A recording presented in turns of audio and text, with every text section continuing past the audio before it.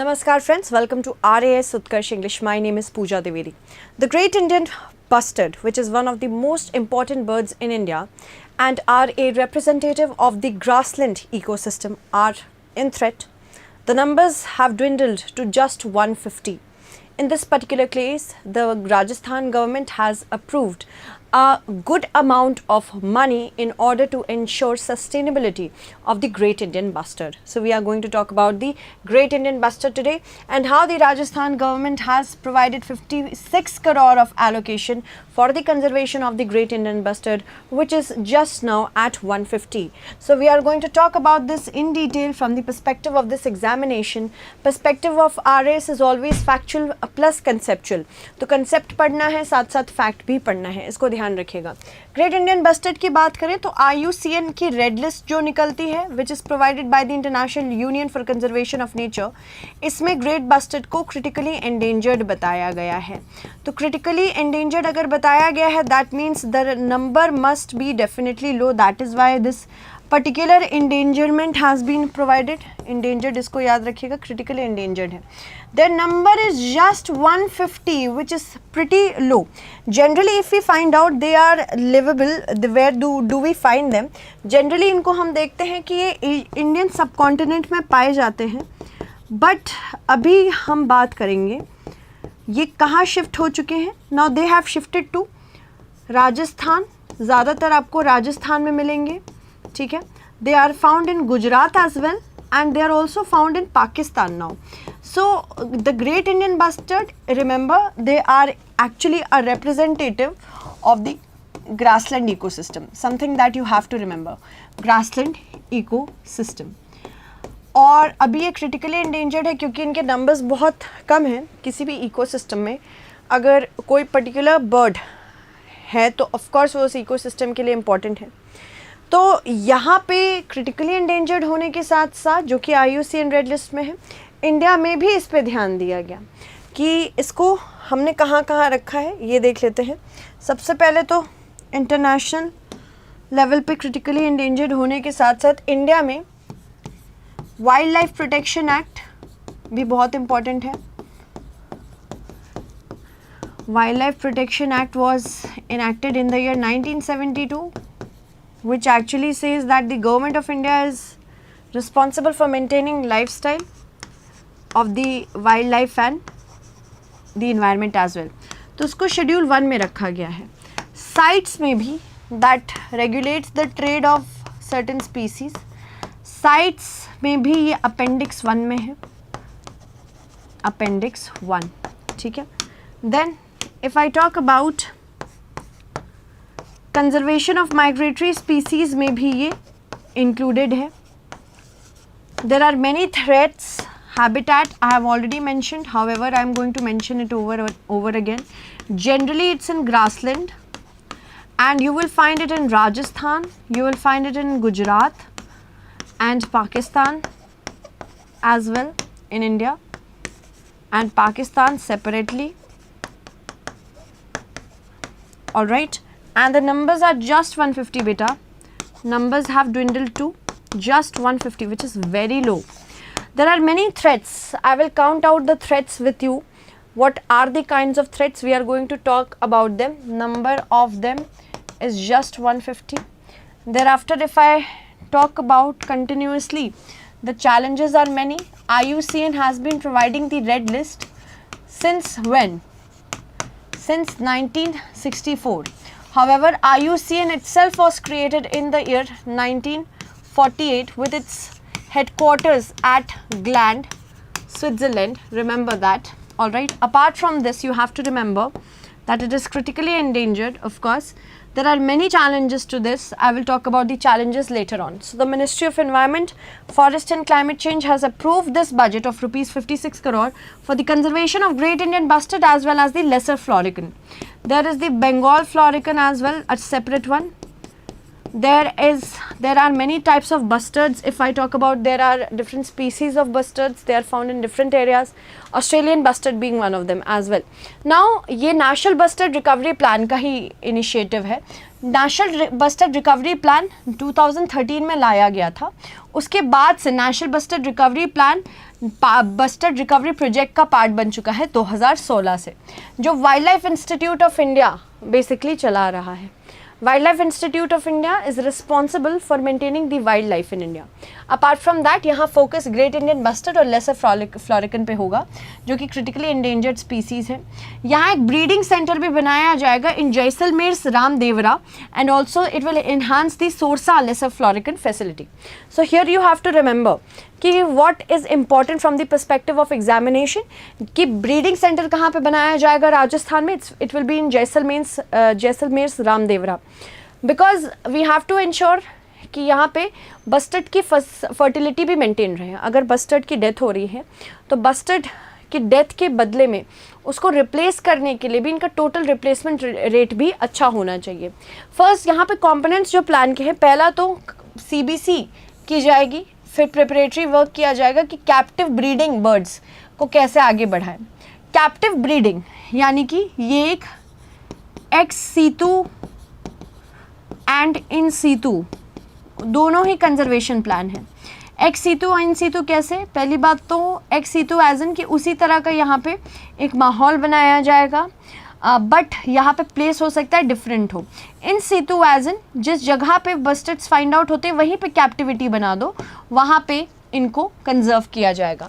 फिर उसके बाद जब बर्ड्स कैप्टिव ब्रीडिंग हो जाएगी, बच्चे हो जाएंगे उनके, फिर उसके बाद पोस्ट रिलीज मॉनिटरिंग भी होगी, यानी कि इनको फिर कंजर्वेशन सेंटर से ब्रीड करा के बाहर जब छोड़ेंगे तो मॉनिटरिंग भी होगी। आर्टिफिशियल इंसेमिनेशन और पॉपुलेशन एस्टिमेट्स भी कराए जाएंगे। यहाँ पे नेचुरली नहीं होंगे, आर्टिफिशियल इंसेमिनेशन से भी बच्चे किए जाएंगे। इसके अलावा सेकेंड कॉम्पोनेंट क्या है, यहाँ पे इन सीतू कंजर्वेशन होगा, जहाँ in situ as in where it is found we are conserving it there only.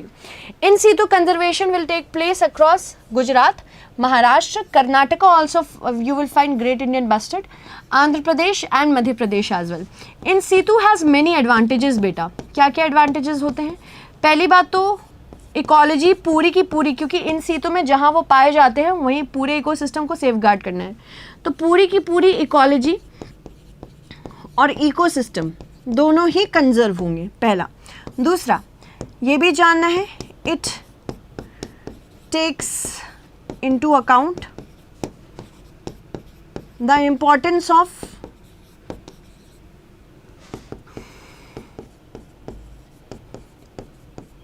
Grasslands, मतलब यहाँ के संदर्भ में हम बात कर रहे हैं। It is also money saving, money saving क्योंकि जहाँ पे हैं वहीं को पूरे सेफगार्ड करना है, और कॉस्ट इफ़ेक्टिव भी होता है ये, और टाइम सेविंग भी होता है, और बहुत ज़्यादा शॉक भी नहीं करेगा स्पीशीज़ को, क्योंकि स्पीसीज़ को एक जगह से उठा के दूसरी जगह ले जाओगे तो दे कम इन शॉक कि अरे ऐसा क्या हुआ। तो in situ has many advantages. Implementation की जो टाइमलाइन रहेगी 2024 से 26, यहाँ पे पॉपुलेशन एस्टिमेशन होगा, प्रिपरेटरी वर्क होगा। फिर उसके बाद 2027 ऑनवर्ड्स यहाँ पे रिवाइल्डिंग एफर्ट्स लगाए जाएंगे। रिवाइल्डिंग एफर्ट्स यानी कि वाइल्ड करने, जो साइट्स पहले छोड़ी गई थी एनक्लोजर से बाहर निकाल के रिवाइल्डिंग होगी उसकी। साथ ही साथ सॉफ्ट रिलीज एनक्लोजर्स होंगे, सॉफ्ट रिलीज एनक्लोजर्स भी बनाए जाएंगे। इसके बाद चैलेंजेस क्या क्या है, देखो पहली बात तो इनकी आईसाइट बहुत पुअर होती है, ये चीज़ ध्यान रखना है, पुअर आईसाइट है इनकी। और जब ये उड़ते हैं ना तो इनको केबल्स दिखते नहीं हैं, इलेक्ट्रिसिटी केबल्स, जिसकी वजह से when they come into close contact with them, भिड़ने की वजह से इनकी मृत्यु भी हो जाती है। और यहाँ पे हंटिंग की वजह से भी इनकी जान गई है। हैबिटेट लॉस, इनके एग्स को भी खा जाते हैं प्रेडेटर्स, उसकी वजह से भी इश्यूज़ हुए हैं। इवन विंडमिल से भी ये टकरा जाते हैं। विंडमिल्स जो इम्पॉर्टेंट एरियाज़ हैं जहाँ पे विंडमिल्स लगवाए जाते हैं विंड एनर्जी के लिए, जैसे गुजरात, राजस्थान, यहाँ पे पोटेंशियल बहुत है ना विंड एनर्जी का, तो यहाँ पे विंडमिल्स लगाने की वजह से भी इनकी डेथ हो जाती है जब ये बेचारे भिड़ जाते हैं। The supreme court has also be monitoring due to ongoing conservation efforts और लीगल प्रोटेक्शन सॉट। कोलैबोरेशन हम कर रहे हैं अभी Abu Dhabi based international fund for houbara conservation, ताकि आर्टिफिशियल इंसेमिनेशन किया जा सके और जेनेटिक मैनेजमेंट भी हो सके। तो ये भी कोलैबोरेशन एफर्ट है, यूएई के अबू धाबी से हम करें, इसको भी याद रखिएगा, आपसे आरएस में पूछा जा सकता है। करंट पॉपुलेशन 140 to 150 है, और फ्यूअर देन 1000 लेसर फ्लोरिकन्स है जो वाइल्ड में है। यहाँ पे वी हैव टू इंश्योर कि पॉपुलेशन इस्टेब्लिश करनी है सीबीसी में। 40 GIBs इन साम एंड रामदेवरा और 7 लेसर फ्लोरिगन सोरसा में है। अगर बात करें कंटिन्यूड साइंटिफिक रिसर्च करनी है, इनकी जो प्रेडेशन को है उसको हटाना है, साथ ही साथ continuously we have to ensure that they do not collide with the power lines and the wind mills. तो यहाँ पे जिन एरियाज़ में ये बहुत ज़्यादा माइग्रेट करते, जिन एरियाज़ में इनका हैबिटेट ज़्यादा है, वहाँ के लिए स्पेसिफिकली ये ध्यान देना पड़ेगा। ठीक है, तो एक ग्रेट इंडियन बस्टर्ड का आप देख सकते हैं पॉपुलेशन किस तरह से 1969 से कंटिन्यूसली 2020 तक डिक्लाइन हुआ है। 1969 में इनकी पॉपुलेशन 1260 हुआ करती थी, फिर उसके बाद 1978 में 745 हुई, फिर उसके बाद 2001 में 600 के करीब थी, 2006 में 300 से भी कम थे और अभी 150 से भी कम हो चुके हैं। तो नंबर ऑफ़ इंडिविजुअल्स इनके कम होते चले जा रहे हैं। ग्रेट इंडियन बस्टर्ड इंडियन सब कॉन्टिनेंट में पाया जाता है। आर्डियोटिस निग्रिसेप्स इसका साइंटिफिक नेम है, क्योंकि साइंटिफिक नेम से भी क्वेश्चंस आते हैं। हैबिटेट जनरली ड्राई ग्रासलैंड्स और स्क्रबलैंड्स में पाए जाते हैं।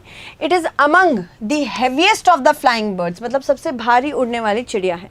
इसकी हॉरिजॉन्टल बॉडी है, लॉन्ग और बेयर लेग्स है, जिसकी वजह से ऑस्ट्रिच जैसा दिखता है।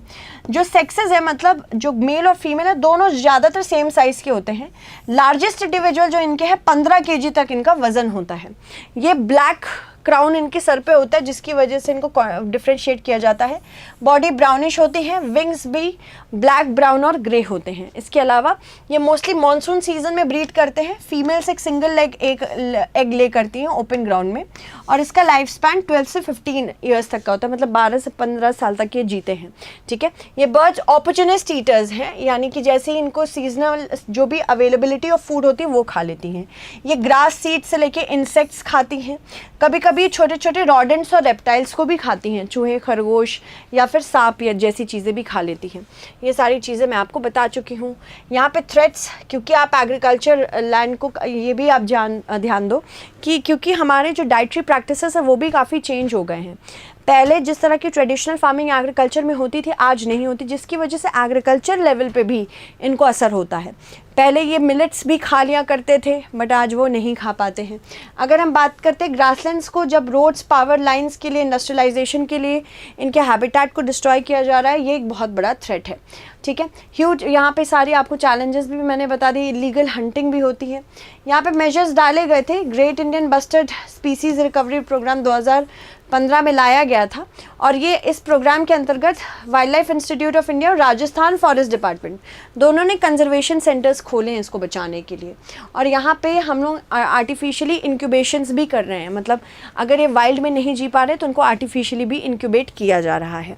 ठीक है, चलिए आगे बढ़ते हैं। Project great Indian bustard Rajasthan का, ये लोकली इसको गोदावन कहा जाता है, ग्रेट इंडियन बस्टर्ड को। ठीक है, राजस्थान गवर्नमेंट ने एक एम्बिशियस कंजर्वेशन प्रोग्राम जून 2013 में प्रोजेक्ट ग्रेट इंडियन बस्टर्ड के नाम से निकाला था। अब यहाँ पे great Indian bustard wild life protection act में तो था, पर फिर भी उतनी अटेंशन इसको मिली नहीं, और यहाँ पे इसी वजह से इनकी जो डिक्लिनेशन है, इनका जो बेसिकली डिक्लाइन है, इसी वजह से हो रहा है। ठीक है, सो आई होप आपको आज की क्लास अच्छी लगी हो, and I hope you be connected like this forever with us at RAS Utkarsh English. Thank you so much. Bye-bye.